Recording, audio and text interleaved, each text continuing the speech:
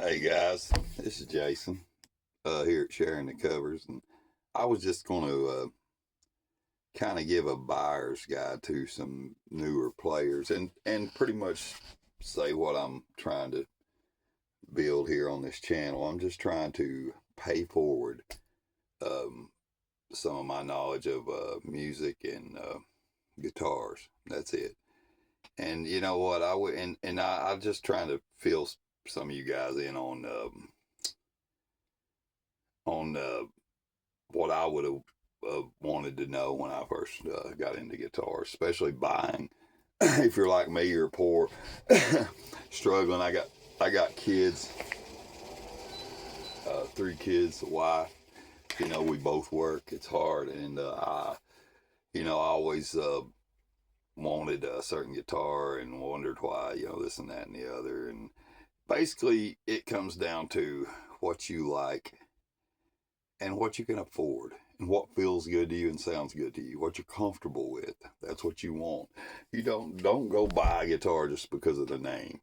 Because I'm gonna go ahead and tell you, an expensive guitar is not gonna make you a better player. I promise you that. Now, a good player will make a cheap guitar sound good. That's just facts, guys. I mean, and I am not a good player, but I do know a lot of tricks and some stuff that will help you along the way. Um, I consider myself maybe beginner intermediate, and I've been playing 10 years. But anyway, I want to show you guys a few guitars and tell you a little bit about them and give you the prices on them and what I paid for them and what they usually go for, and maybe it'll help you a little bit. This was my first guitar. It's a Samick. It's a Woods guitar, Woods instrument, made by Samick or Samick, however you want to pronounce it. And this thing is a cannon. It's so loud. That's why I bought it.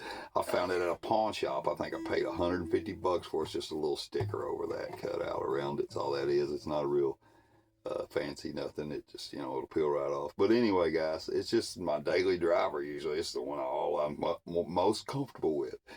And I found it in a pawn shop, picked it up, hit it, and it was just, listen to the tone. These strings are like 9 months old. Listen to the tone of this thing. That thing is loud. And I'm barely hitting it. Listen, I'll just do it with my thumb and listen all out. It's just so. And it resonates so good. This is more low of a. It's a cheap guitar. You could probably find a guitar like this for $100. They're down right now. Guitars are cheap right now. But my first guitar, my favorite guitar, I'll never get rid of this guitar. Ever. And, I could be homeless, I'd still have that guitar, I guarantee it. This next guitar, I've had more guitars. I've had Epiphones. Not bad guitar for a cheap guitar. I've had Fenders. I actually gave a Fender. My son's got it. The Fender I had, it's a decent little guitar. It's around the same price. Now, this guitar right here was a lot more expensive. This one is a Crossroads guitar, and it's a Japan-made guitar, but it's a high-end Japan-made guitar. It's a very, very, very good playing guitar. This thing plays like butter. Now, personally, I don't think it sounds as good as the Samick does, but it's just an easy player. It sounds good still. It just don't have that deep tone. This is more of a bluegrassy guitar, It's got more of a treble ring. Now remember this tone. Okay. I'm gonna play the same exact chord on that one I had the first one. It's just a deeper this one is. It's more of a bassy. Watch here's.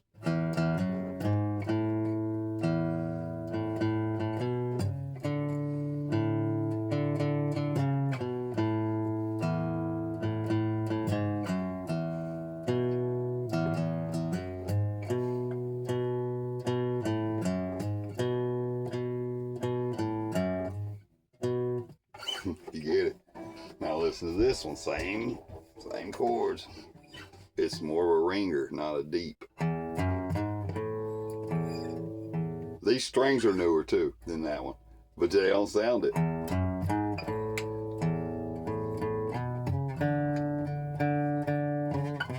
But you get it.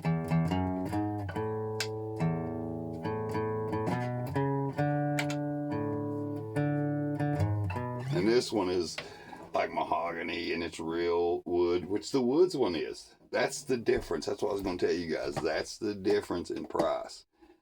You can get a cheap guitar. Most of the time, they're not going to be real wood sides, back and top. More than likely, if you get, one that, under $200, especially if it's new and under $200, it's going to be probably a real top. But the sides and the back's not. They're going to be that faux wood, basically plastic that looks like wood. But believe it or not, this one now is all wood. I paid right at $500 for this guitar out the door. Brand new though. It's the only new guitar I've ever bought. Light as a feather. It's a very good playing guitar, and I would compare this guitar to. I mean, really, I don't know. Tanglewood's Crossroads, maybe. It's a Crossroads. It's a great guitar though, and this is like.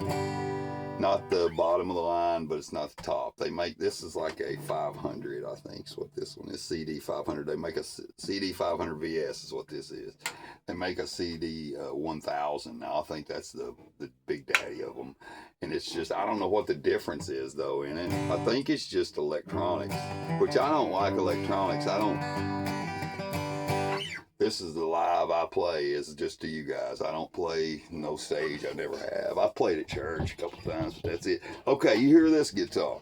All wood guitar, but to me, the Woods guitar sounds better. The $150 guitar. This is almost a $500 guitar. I think it's a $450 or $4 something. Out the door at Ciderville, Knoxville, Tennessee. That's where I got this, Ciderville Music, Knoxville, Tennessee. Okay, now this guitar is what I was talking about earlier. This one, light as a feather also. This is a parlor guitar from the 60s. It's a true tone parlor guitar. This come from Sears. It looks, you can see the steel reinforced neck. It's an old school guitar. They all had that in them. And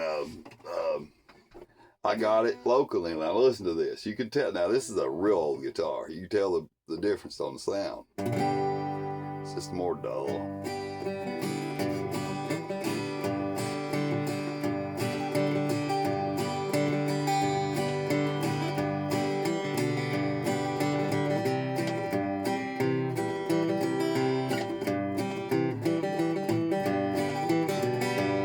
Sloppy. I ain't used to it. And that's another thing. This old guitar, it's a parlor guitar. See, it's got those hips, fat hips. Look at the difference. This is fat hips, smaller body.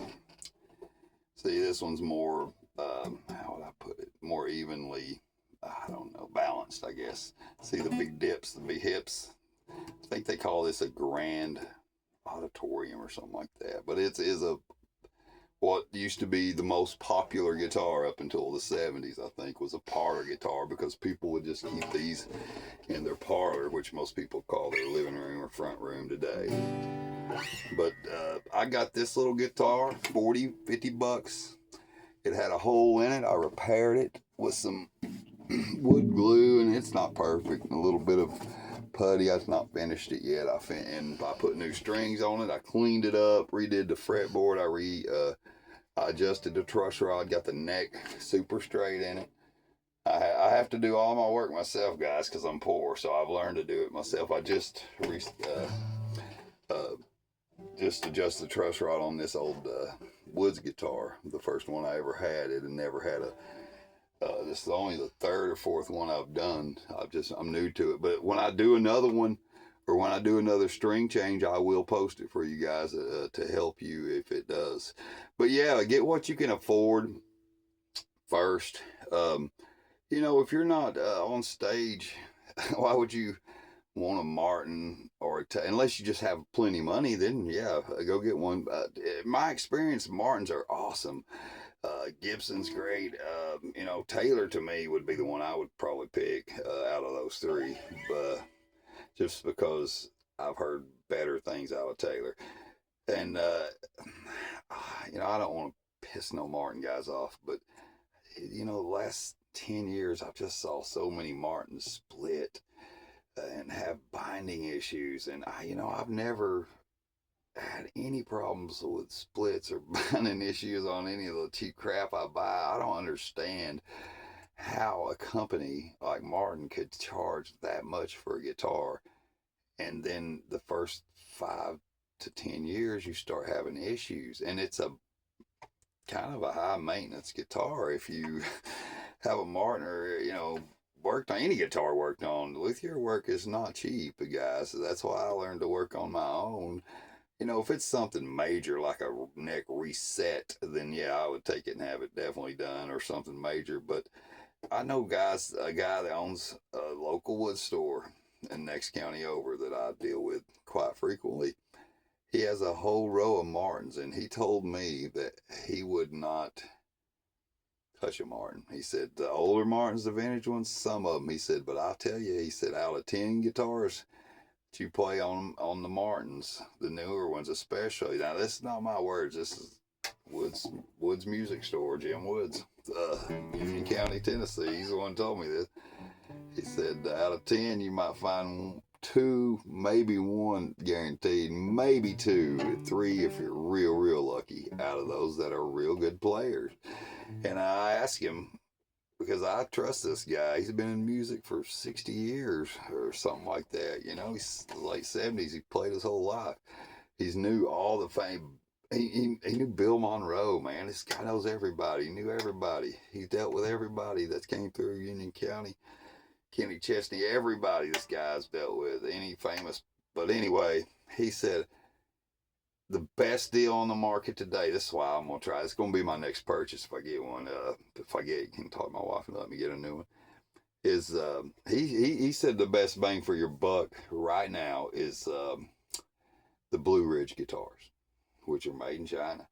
He said I would put a Blueridge against a Martin any day. And I have actually seen people, professionals playing Blueridge, especially a couple bluegrass guys. Check Blueridge out. I don't even have one. I would endorse them just because I've played them and saw and heard what they can do. They're beautiful too. The headstocks, the inlay work, it's just phenomenal work. And here's another thing, guys. No matter the company, that Woods guitar, that Crossroads, this one, it doesn't matter. You can pick 2 guitars up that look identical, and one will blow you away and the other will sound like crap. That's happened to me a million times. Oh, not a million, but a few times. I'll put it that way. And you know what? Don't worry about what nobody else thinks, because at the end of the day, unless they're paying for the guitar, then you can worry about what they think. You're paying for the guitar, buy what you want. But most of all, play the guitar. Don't buy nothing online without playing it, please. Because I've seen people get burnt up doing that, especially on the ones overseas, the ones that are knockoffs. There is a couple guys that make good knockoff guitars, though, those Martin knockoffs and stuff, that are actually, they might not sound as good as a good sounding Martin, but they are well crafted and pretty well built. You might have to tweak a little bit here and there, but in the long run, they're a lot better than most of the stuff you're getting from over there. So here's my thing. You know what? You're the one playing it. Buy what you can afford and buy what feels comfortable to you. Don't go in debt unless you're a professional musician, because, just for the looks. Because it's like cars. You didn't start out, driving a Corvette or a Mustang or a sports car. Nobody, I'm older, so when I was young, they bought you a crapper, the first car, because they knew you might wreck it or run the crap out of it, or have your friends hauling around and trying to show off in it and whatever. So, nowadays it's different. People have a lot more money now. They just go buy their kids brand new cars, when they, whatever. But we never got that. When we had to work, my mom did help buy me a car, but she said, you're going to work and pay insurance on it, and if you don't, then the car will get sold, and that's how it was. But guys, anyway, Have a good day. Like I said, all I want to do is pass the knowledge I have on to the next man, and maybe it'll help the next guy. Maybe next lesson we can actually do a guitar lesson. We'll see. You guys have a great night. Until next time.